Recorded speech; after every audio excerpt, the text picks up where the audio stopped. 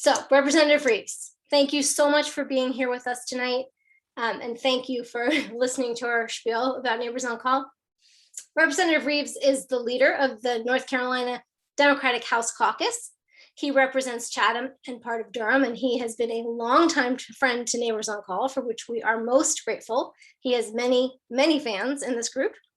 Thank you for leading the Democratic House Caucus. Thank you for fighting for us, and thank you for coming to speak with us tonight, Representative Reives. Thank you, Becca, as always. Thank you, Susan.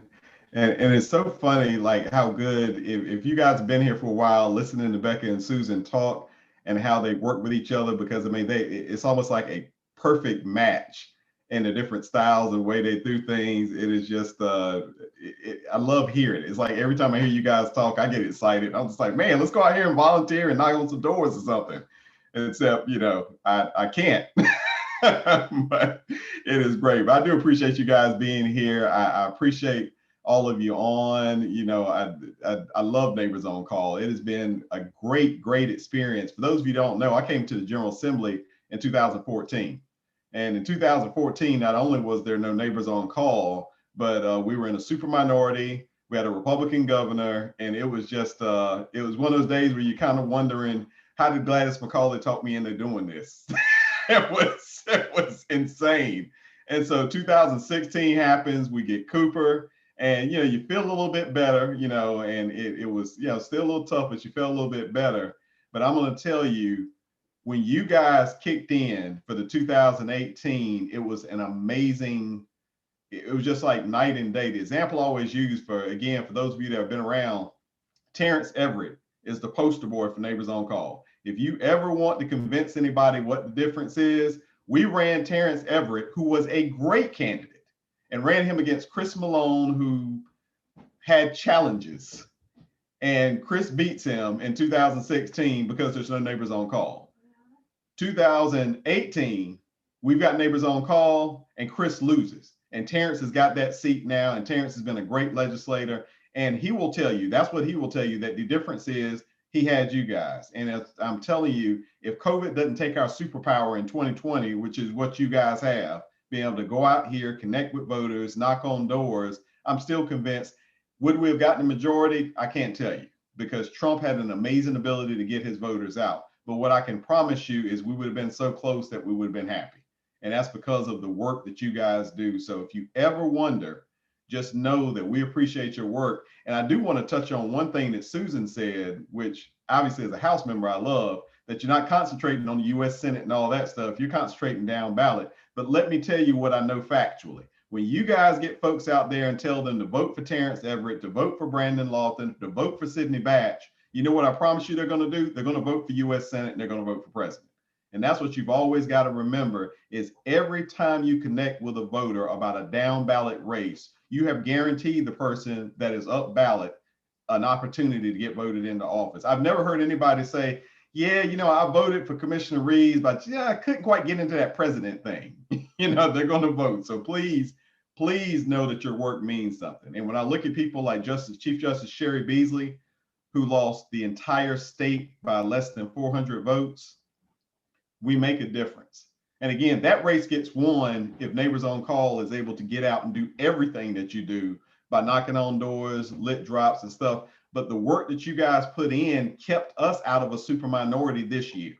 And I promise you that, because if you guys weren't phone banking, volunteering, your volunteer network is incredible, then we lose and we're in a super minority. And then Governor Cooper is back to a point where his vetoes mean nothing. So thank you for all that you've done in that sense. And I would also like to make sure you understand that not only did we appreciate what you did, we're going to start copying you. And so I don't mind telling you, Becca and Susan never stopped working. We've had a chance to meet a couple of times since the last election, talk about the problems that have happened. But what I've told them, and I can promise you this, our efforts are going to be aimed at building ground up by getting volunteer organizations at the county party level, because you guys are doing, as volunteers outside, the things that we want to see county parties doing. And I'm going to I keep picking on Gladys, because you got to know Gladys actually knew me when I was in diapers. So I got to pick on Gladys. And so And then the other person I have got to mention and pick on is Patience Vanderbush, because Patience, when I came in, it's like as soon as I got given Durham, I think that was about when I blew out my leg. So Patience was out there. She met me a couple times, talked to me, and became uber volunteer. But my point is that Gladys and Patience made sure, and you see it for those of you who are in Chatham, our Chatham County Party does it too, really do a good job of making sure the county party is getting out there and volunteering. But you don't have that in all these other counties. You've got counties we could win right now if we just had the organization you guys have for Neighbors on Call. So we're building up. I've talked to Bobby Richardson, who is our new chair. I've talked to Meredith Cuomo, who's our executive director. I talk to Dan Blue all the time because, as I literally told him today, we were having to do something together. And they said, well, how do you want to do it? I said, I'm going to wait on Dan. I'm going to watch Dan, and then I'm going to do it. So that's it. And we're all just lined up together trying to change the way we've done things as a party, because I want people invested, because the bottom line is people will get out and vote if we give them something to hear and believe. And you guys are the ones that do that. They don't want, I appreciate that you guys want to hear from me. Most of our voters don't want to hear from me. They want to hear from you. They think that it's great, that we're in elected office, but they think anything we say is just for that. It's like, oh, he's an elected official, whatever. But when they hear from you how great our candidates are, when they hear from you that these are the reasons you have to vote, when they hear from you that these are the reasons that the bad things that happen in your community happen and the good things happen, that's what made people say, you know what, we need to make sure we're getting out here and voting. So we're going to work on that and make sure we can do it. And part of that's going to be expanding our electorate. And Becca hit it. I'm glad somebody asked the question, because Becca, I get asked that question a lot too. People try to figure out how to say it, especially to me for certain reasons. They'll say, well, I can't really help you with some of the voters we need to get out. And I say, your question is, how do we get Black voters out? Yes. And so it's fine. But what it is understand the greatest thing you can do, I've already mentioned, help with training. That's really a lot of what this is people getting involved. Down in my home county, Lee County, it looks like we're going to have a new party chair by everybody's desires. Nobody's kicking the old chair out or anything like that. But I'm proud of her because she's my cousin. And this is the very first time we have had an African-American county chair in Lee County for that Democratic Party. And all she wants to do is learn. And that was it. I told her, I was just like, if you take it, you'll get the support, because she had talked to me all during the 2020 election about all these great ideas she had, and she's organized voter registration drives and all these things. But she was just like I was when I got into politics. You don't know. And so when you've got people who have done something right, get out here and teach. So when you don't feel like that you're as effective in certain areas and neighborhoods, people who can be effective, get out there and grab them and teach them. And show them, take them on. Like the best thing I did, Patience will remember this. My first real canvas was Durham. Amazing as that is.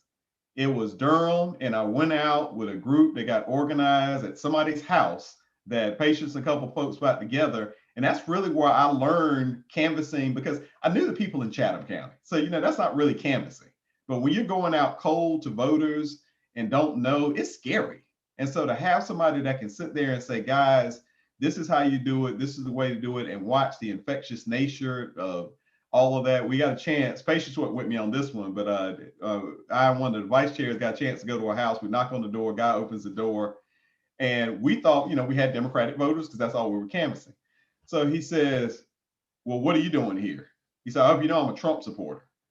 And I was like, well, this got misidentified. And so we were sitting there and we start walking off, and then the wife comes to the door and she said, ignore him, get away from here, stop that. I don't know who he's voting for. I'm voting for you. Now come on back up here and talk to me.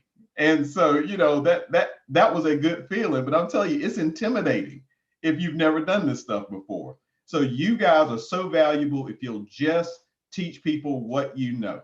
And when you learn, take it to the next person, take the next person. We're never going to have enough volunteers, ever.